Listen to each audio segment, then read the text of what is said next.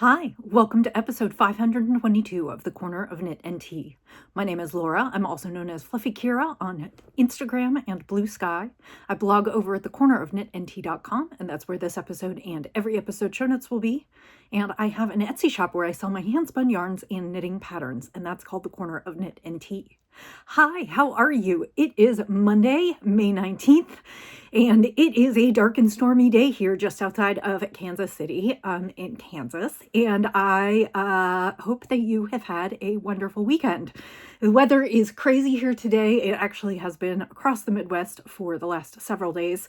And Missouri and Kentucky got hit by tornadoes a few days ago. And so I am hoping that all of you are safe and well. And I'm thinking about those folks.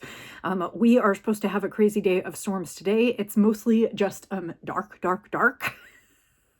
So, yeah, so that is what is going on here. I hope that you are doing well and that you had a good weekend. We had a pretty good weekend. Saturday, we were out and about and doing all kinds of things. And then yesterday we drove up to Iowa for the day, which is about a 3.5-hour drive each way. So it was a long day. But we went up to visit one of Wes's friends who Wes is friends with the family, and their son is graduated from high school, and he does this bike ride across. It's the bike race across Iowa, or bike ride across Iowa, RAGBRAI, each summer, and the Max, who graduated high school this weekend, has gone with him several times, and he invited Wes to his graduation, so we decided to go up and visit, and we saw a few other people we knew, and we went to our favorite ice cream place, and I got lots of knitting done in the car, so it was a lovely day trip, and it was before the weather went totally crazy. So we got home last night, and now we're just kind of back to work today. I am on my lunch break, and I thought I would come and show you a few things. I don't have a lot to show you because I've mostly been working on one project. So I have one knitting project, a couple spinning projects, and then I brought kind of an old work in progress to show you what I have been up to and kind of where I'm going as I finish another project. So let's jump right in. The major project that I'm spending most of my time on right now is a sweater. Oh, I completely forgot about the tea. Let's start with the tea. Today I am drinking tea in my Centennial of the Great War mug. This is from the National World War I Museum, and that is here in Kansas City, and they have a fabulous museum and exhibition of poppies, and that was just the mug that I grabbed today. And then I am drinking Tea Runner's Lemon Drop Black. It's just a black tea with lemon peel, lemon verbena, and natural flavoring. I really like it. I got it in a subscription box a while back, and this is actually the second reorder that I have done, but I really love this one, and so I decided this afternoon it would be a good pick me up a little bit of black tea with a hint of lemon for the afternoon, so that is what I am drinking. Okay, now let's go into the knitting. I have been working on my nephew's sweater, and I have made really good progress. This is a Minecraft sweater designed by a Norwegian designer, and all of the details are in the show notes, although there isn't a link. The pattern is only available on Ravelry. It is written in Norwegian, translated to English. It is a somewhat sparse pattern, but all of the necessary details and charts are there. And so I have been working through this sweater, and I've made quite a bit of progress this week. I opted to sort of zigzag a little bit on my progress, so let me show you what I have done. So this is a colorwork yoke sweater that I have knit. It is knit in the round from the top down. I finished the colorwork section a while ago, a couple weeks ago, so I have just been working on the regular section. And basically, I kept knitting on the body for quite a ways until I ran out of my first two balls of yarn. And so I am not done with the body, but I opted to actually start with the sleeves. And you can see, actually, this is why dye lots are important. I ordered all my skeins at the same time. They are obviously slightly slightly different dye lots. I have been alternating 2 skeins for the body, and then I went ahead and picked up for the sleeve, and you can see that the color is slightly different on the sleeve. Not like hugely so, but enough so actually that you can kind of see the line there. And so the skeins that I am using on the sleeve are a little bit darker. Anyway, I am working on the first sleeve. This is about a little under half of the first sleeve, so I am working on that. I decided I wanted to finish the sleeves and then I could go ahead and finish the body, because I just didn't want to work on the body for a while, and I don't know. I wanted to see some progress, and so I am seeing some progress. I worked on this yesterday. I did all this in the car yesterday on our ride, and so my plan is to hopefully finish this sleeve and start on the next one.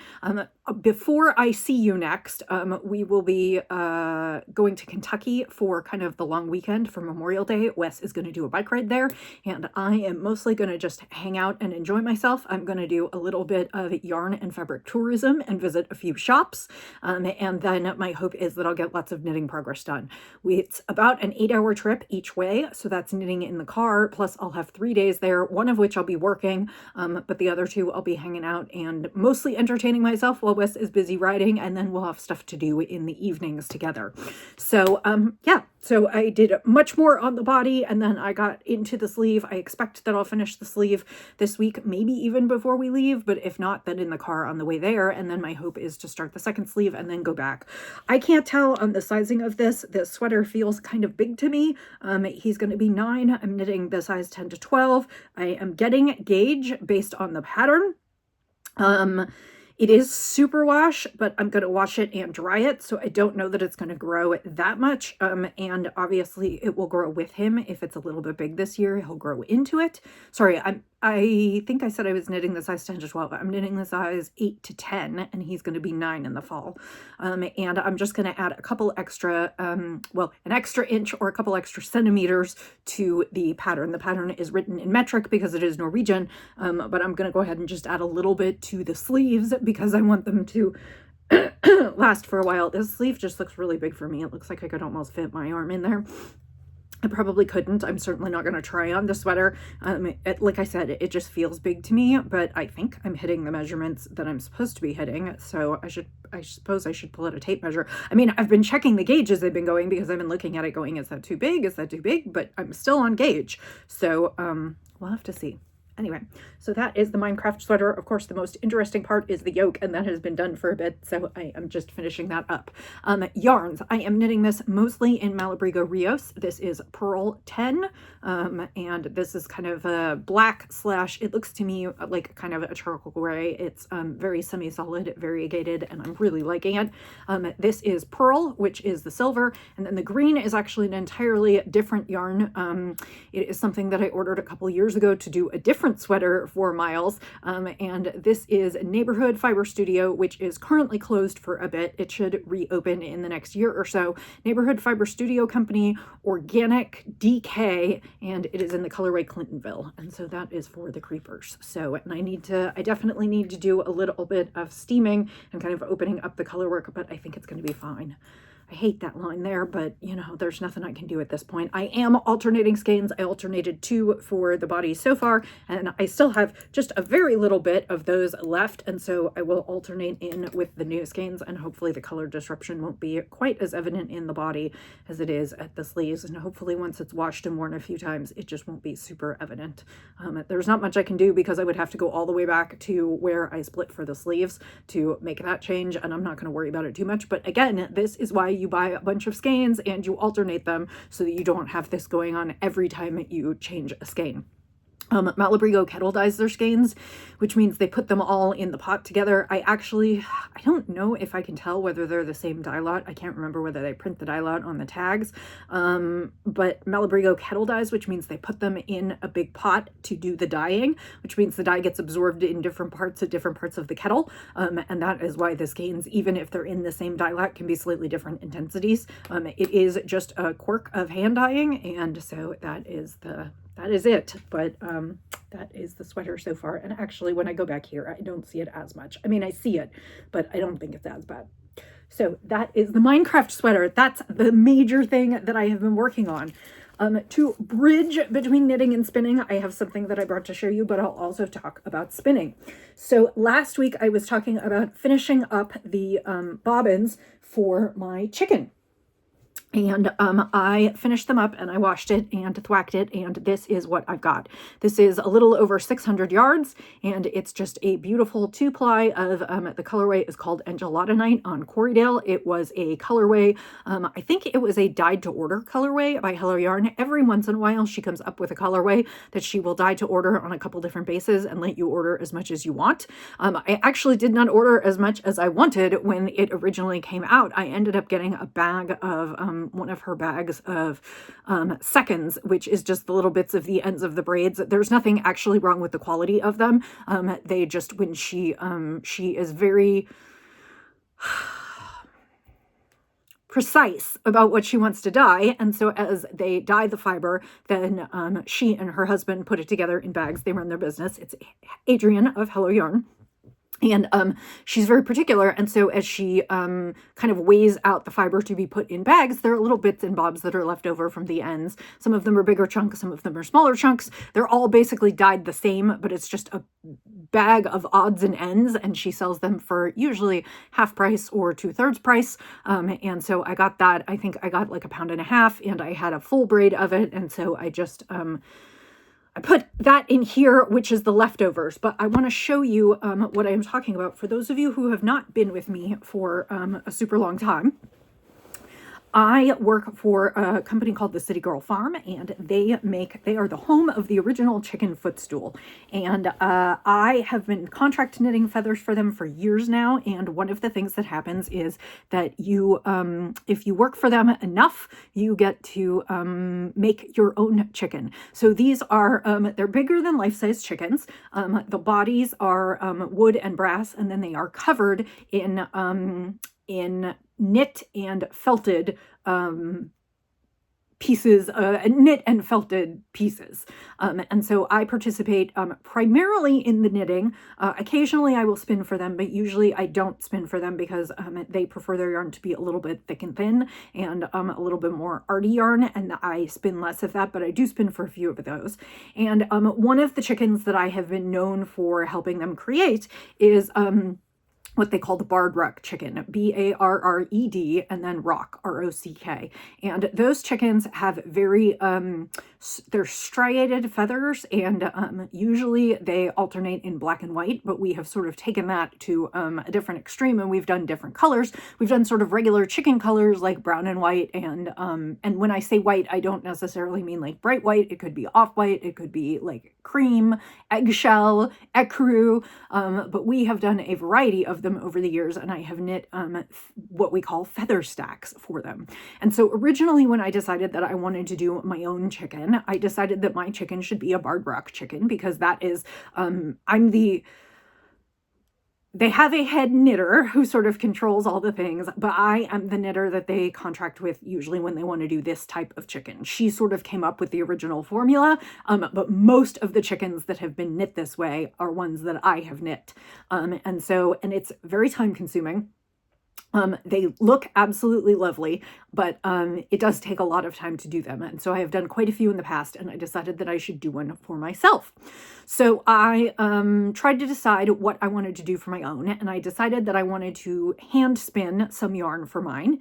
And then I decided that I needed something to go with it. And I had a sweater quantity of a small Fiber Farms yarn that was very neutral. And I think I have, no, I didn't bring it. Did I bring it with? No, I didn't bring it with me.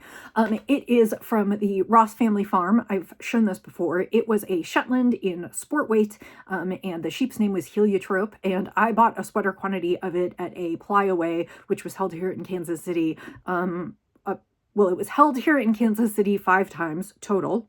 4 times total, 5 times total, and I bought it years ago. And ultimately I had decided not to use it for a sweater because it was a little bit rougher than I liked, and it had a little bit more vegetable matter vegetable matter in it. Ross Family Farm is heritage breed sheep, and they try to minimally process the fibers. So they try not to do a lot with the fibers to keep them as close to their original form, but then also usable. So it had been minimally processed and spun into a plied yarn. And I decided to combine that with the fiber from Hello Yarn that I had hand spun to turn into bits for my chicken. So for about, gosh, I started this several years ago because I know that I was working on this prior to having tendonitis, and that started spring a year ago, spring and winter and spring a year ago, and I know I had been working on this for a while prior to that. Anyway, let's get into it. So what I had created was all kinds of feather stacks. So these are what I mean when I say feather stacks. They're kind of individual feathers, and I had knit them in my own hand spun, kind of pinstriped with this other small batch yarn. So I have lots and lots of these, and the colors are really great. The colors in this yarn, there are kind of rusts and pinks and ochres and oranges and a whole bunch of greens, and there are some blues and purples, and I ended up figuring out that this color kind of got a little bit close to the neutral kind of oatmeal color of the Shetland, and so in later ones I tried to pull some of those bits out, but you can see that everything just goes nicely together. Oops, I did that wrong there. And so I did lots and lots of these feather stacks, but it takes so many of these feather stacks to actually get a whole chicken, because we're covering a whole piece, sort of upholstering a piece. So I'm just going to keep showing you these. And it took me a long time to make these, because they are basically, you make lots of these pieces individually and then you sew them together.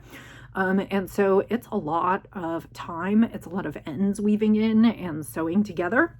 And I made lots and lots of these, and then I started to have wrist problems, and so I stopped making them.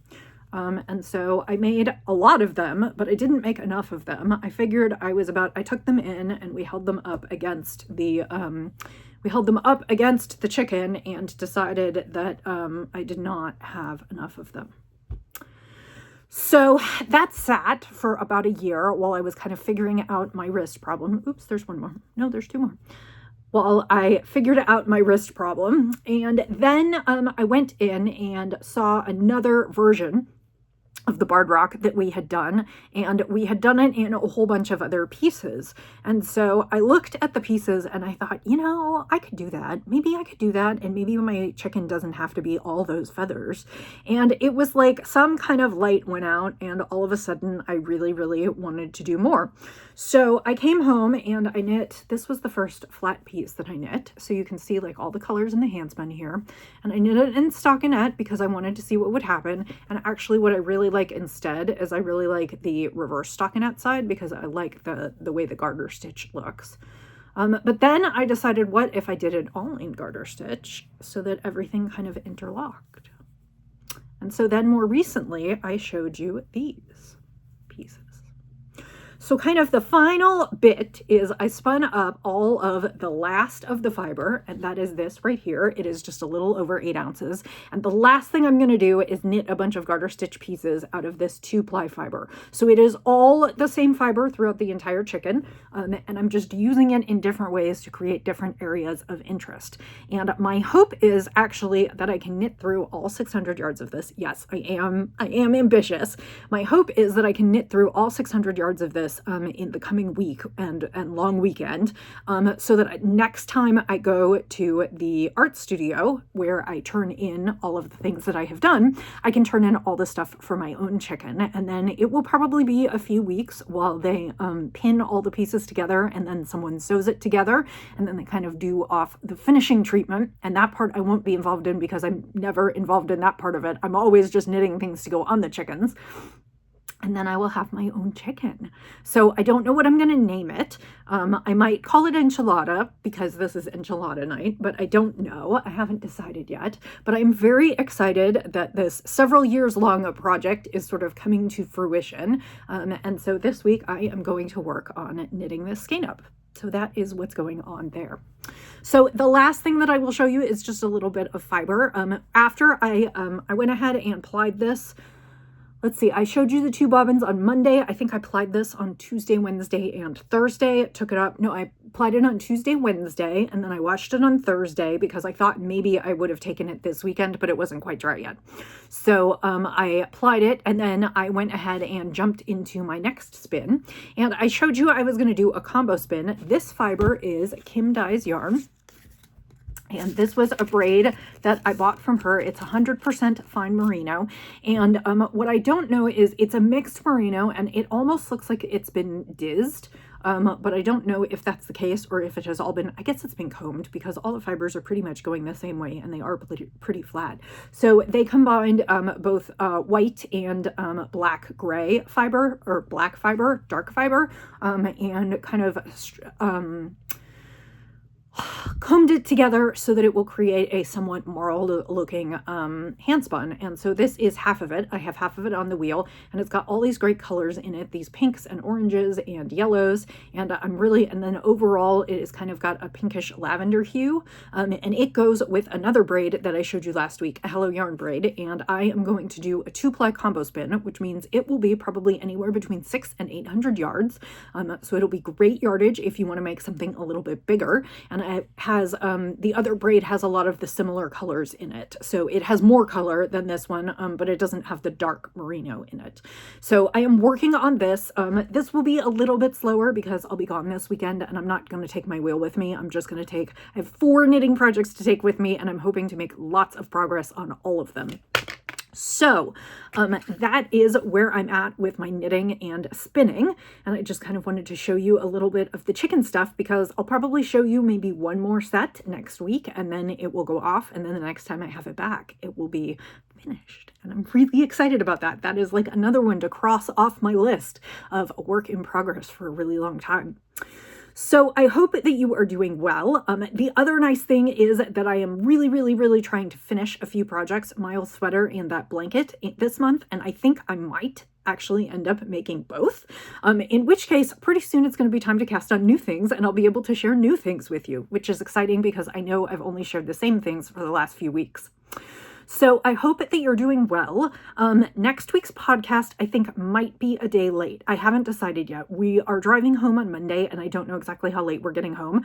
I might film the podcast at the hotel that I'm staying at and maybe do something there, in which case I can put it up earlier, and so I won't need to come home and film. But there is the possibility that the podcast could be delayed until Tuesday next week. So just so you know, that might happen. Otherwise, I will definitely see you early next week.